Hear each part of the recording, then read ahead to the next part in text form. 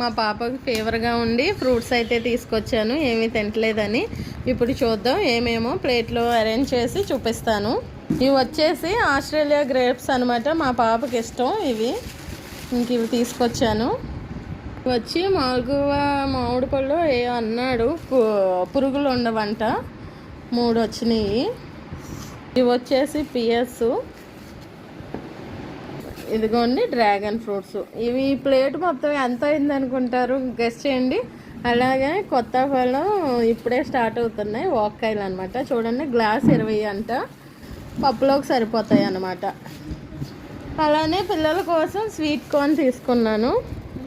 మా పాపకి ఎంతో ఫేవరెట్ అయిన వెజల్నట్ చాక్లెట్ అనమాట. ఇది ఉంటే చాలు, అన్నం కూడా అవసరం లేదు. మా బాబుకి వచ్చేసి క్రాన్బెర్రీ చాక్లెట్, డార్క్ చాక్లెట్. ఈ షార్ట్ కనుక నచ్చితే లైక్ అండ్ సబ్స్క్రైబ్ అండి.